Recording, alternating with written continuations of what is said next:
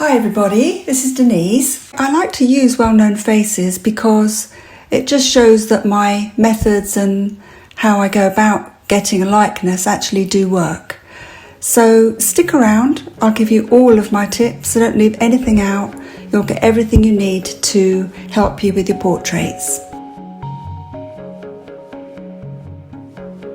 I measure with my measuring tool on my picture how big the eye is, and then I look at the shape round the ball of the eye, and that's what I'm aiming for.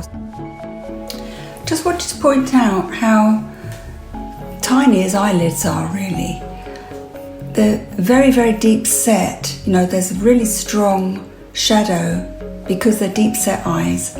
And when you're drawing his eyeball, just keep that in mind, that it really can't, the top of the eyeball can't really be over any depth going beyond his eye line. I'm drawing in the eye now, thinking of, I'm just drawing a ball, like a circle, and then I'm checking that bit there beside the eyes, both sides. I'm just checking that shape just to see if it's exactly the same as my reference photo.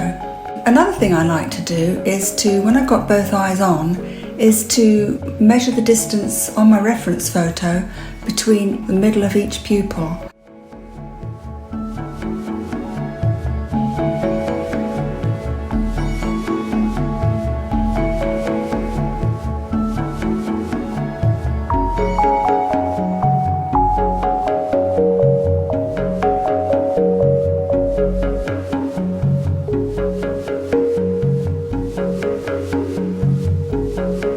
When I check my reference photo, I notice that the line at the bottom of his eye isn't quite right, so I just change that a bit.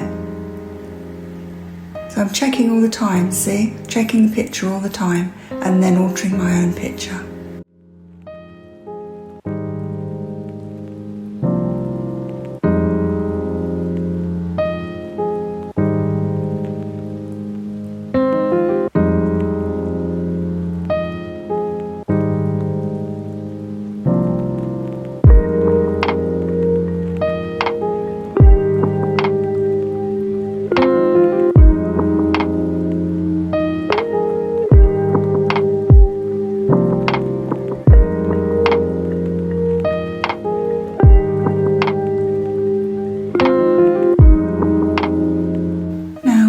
To adding his eyebrow, it was quite an easy eyebrow to add because it's very, very close to his eyelid crease. So I didn't have to measure that, just guessed it. I've got my guidelines still there at the top of the eyebrow, which I added, of course, at the very beginning. I like to put those guidelines exactly where I'm going to need them. And for me, they're either side of each eye and top of the eyebrow.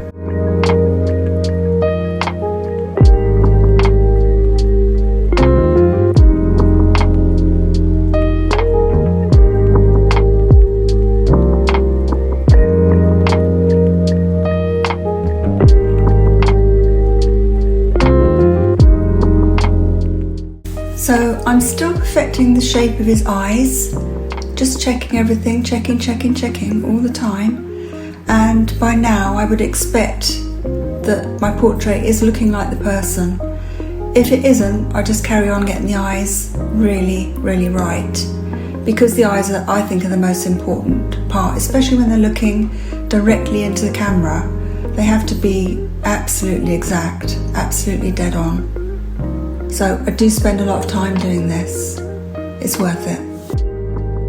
Also, it's really important to keep checking the distance between the two eyes. You know, over the bridge of somebody's nose, that's absolutely vital to get exact. It's got to be right, otherwise it will change their whole face. So it's surprising how things move around when you're drawing. So you do need to keep a check on that. As you can see just here, I'm changing the inner corner of his eye because I didn't get it quite right. Even though I've got a guideline there, I went over the guideline, got a bit carried away, and that's what happens. So you need to keep checking on your own drawing, on yourself, on your own actions, to make sure that it comes out how you want it.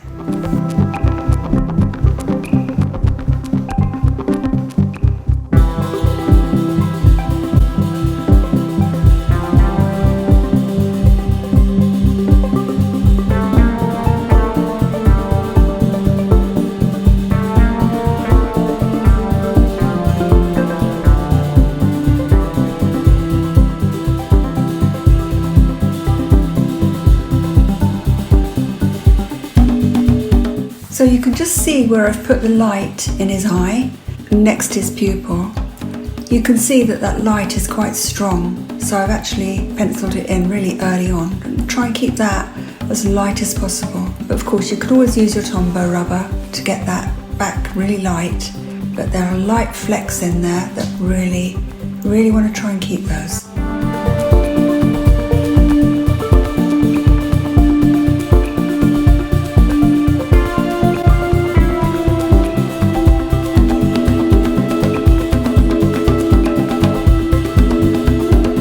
I'd just like to mention that not everybody likes the speeded up thing. I've recorded this video in high definition, so it's good quality. You can slow it down, YouTube call normal, which is in real time. So if you want to see it slower, all you have to do is on your YouTube settings, when you're watching video, any video this is, you can go to the settings and it'll have playback speed, and just choose normal and it will go to normal speed. The volume goes a bit mad, so you'll have to turn that down. But I've tried to allow for that for the people that don't want to see it speeded by adding little notes here and there, just to keep that guidance there for you if you can't hear my voice. Okay, I just wanted to mention that because I know it's quite annoying for some people to watch it fast.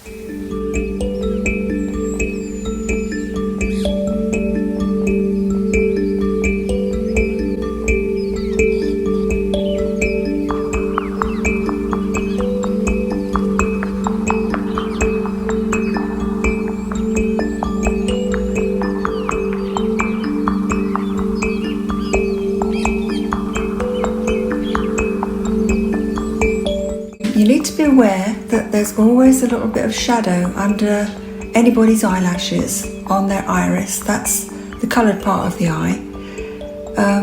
It's really important that you get that in because it gives the eye a much more 3D look. It gives it a lovely round look and the depth of going it back into under the eyelashes. So with this eye, it's a lot darker than his other eye because it's all in shadow. So it's like doing a totally different eye entirely. Because he's looking directly at the camera, I've still got to make sure that both of his eyes, his irises, are the same size.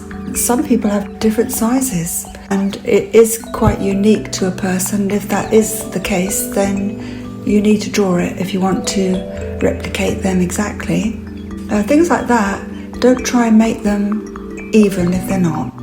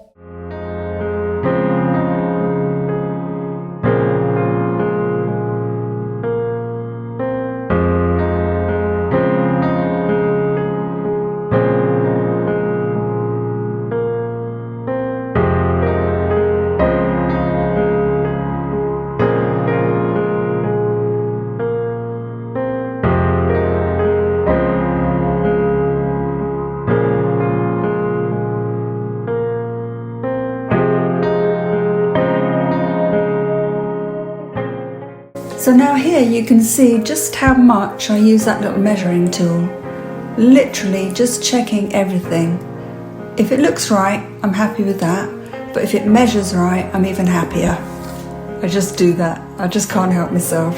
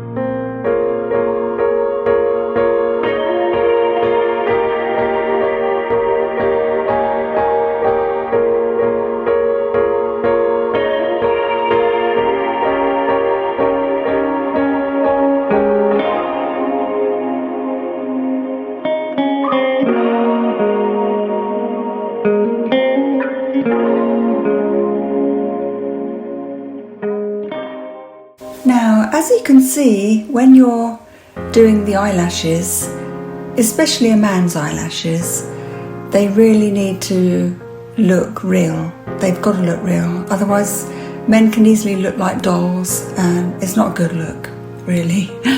So just literally just copy exactly what you can see in the photo. If they all look a bit, wonky and, not doing what you'd expect, just copy that and they'll look great.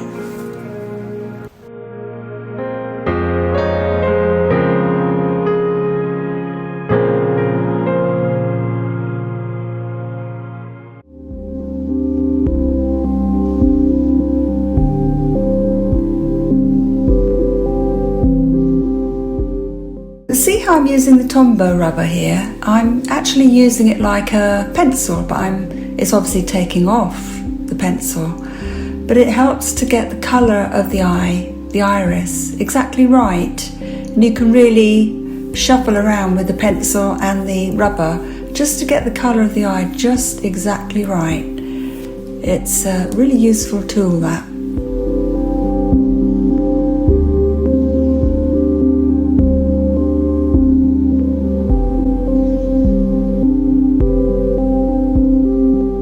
See how I'm working around the highlight? I'm trying not to get any pencil on it, but I say that, but don't be afraid to, at the very end, if you feel the highlights are too bright, don't be afraid to put the pencil over it, because they're not always incredibly white. I mean, they look lovely in a picture, if you see that, but it's not always the best thing. You need to really step away from it and say, does this portrait look really real, or does it look like a graphic, a design, which is also lovely to have. It just depends what you want to go for. If you're looking for reality and a real good likeness, and just try and get it as much as you can like the photo, then sometimes highlights need a bit of pencil over them at the very end. So just keep them white and then decide. Step away from it, then decide.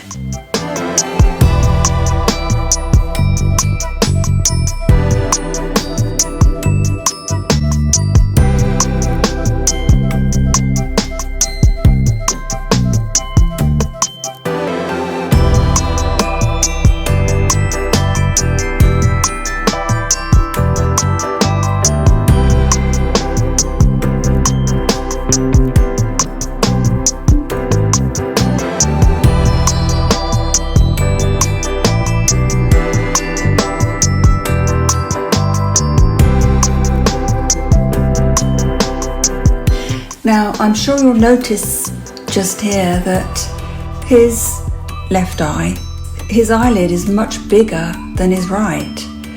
But just do it, just draw it like it shows you on the picture. That's usually the case, actually, with most people. Their eyes won't be symmetrical by any means. And people's faces aren't symmetrical, but it's especially noticeable with their eyes. So just go for it, just draw it like it shows you on the photo, and it'll look great at the end. Don't worry about that. Don't try and make them even.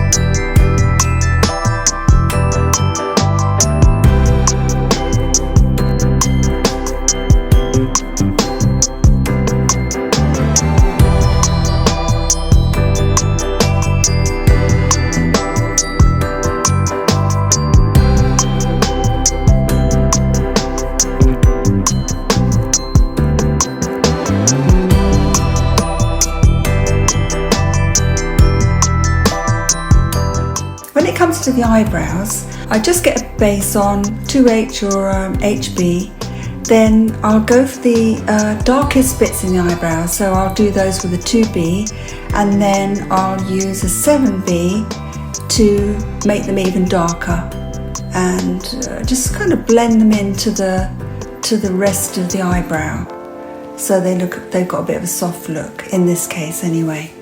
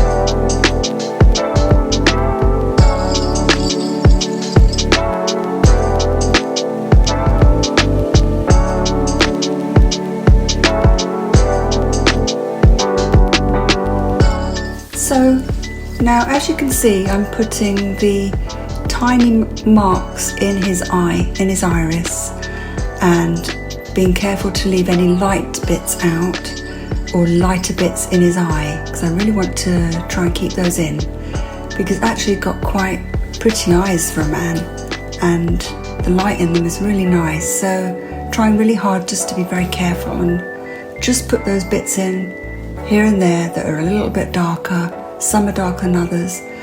All the lines are totally different, they're not all exactly the same. I'm just copying my reference photo.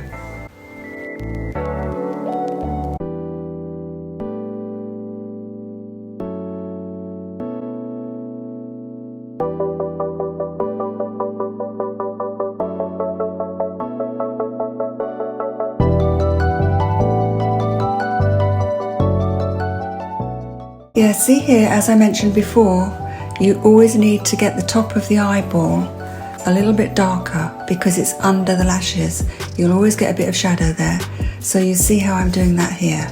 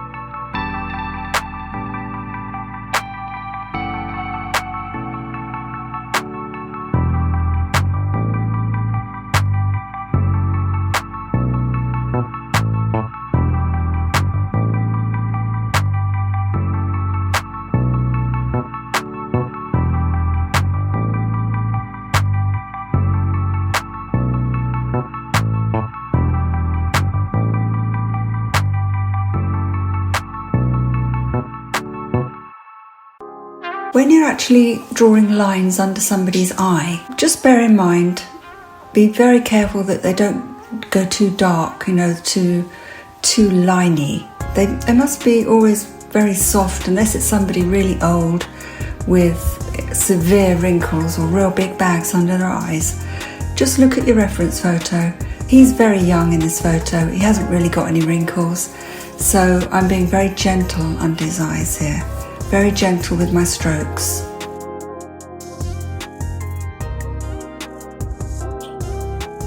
Although it's very dark around his eye there, and it's in real dark shadow there, and because he's got quite deep set eyes, that's really, really black in there. So don't be afraid to do anything like this. If you ever get it, don't be afraid to go really, really dark there. But I'm actually softening that dark line with a lighter pencil, just blending it into his skin so you don't actually get a hard line. It needs to be really, really dark, but I'm actually softening that line that goes around his eye and up to his eyebrow, and then right down his nose actually. It's got to be soft looking, it's got to blend through. You can't just have a hard line unless you're doing a graphic picture, you know, like a design, which this isn't. So you've got to try and make it look as natural as possible. And in reality, you'd never have a line ending hard on a person's face.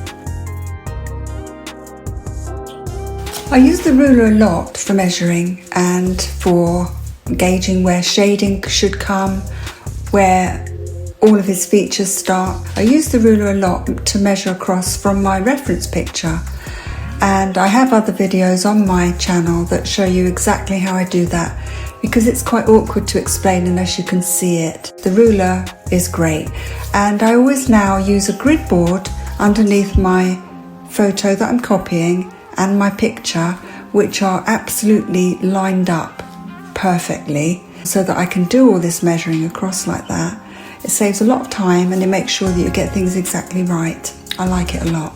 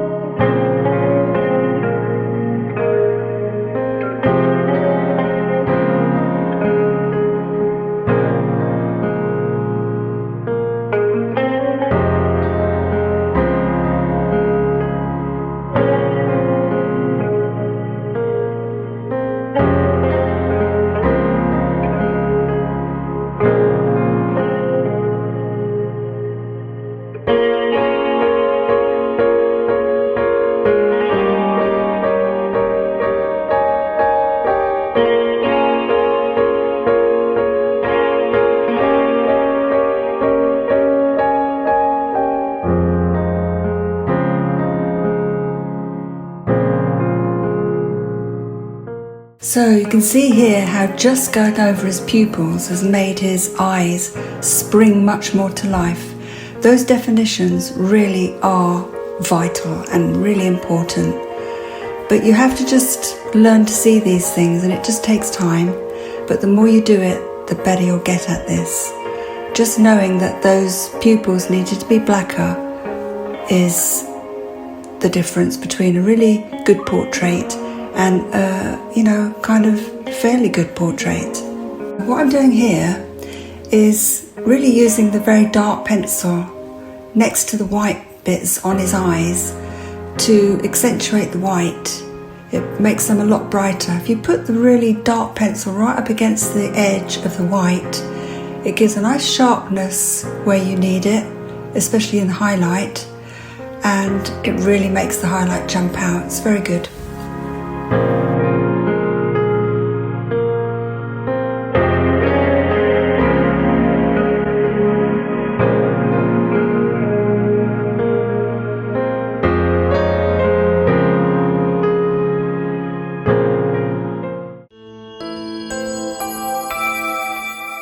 How I'm using the Tombo Mono Eraser here, I've sharpened it into a point, so on the sandpaper I use, which is quite fine, I just sand the tip of the rubber into a little point, and then it's really effective for doing bits, little streaks and little tiny bits in the eyes.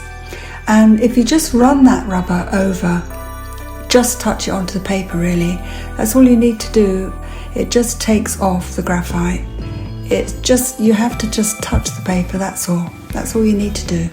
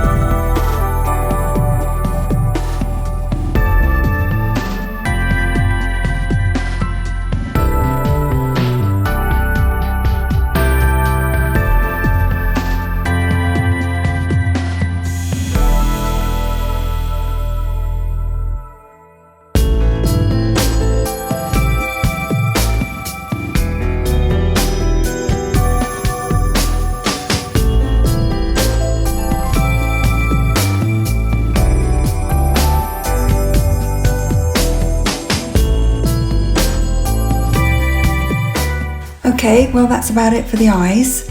So let me know if you've used any of my tips here and if they've worked for you or not. Let me know in the comments, I'd love to know. Look out for the rest of the playlist because I'm going to be gradually posting it over the next probably couple of weeks. Yeah, I'd love to hear your feedback. Okay, see you soon.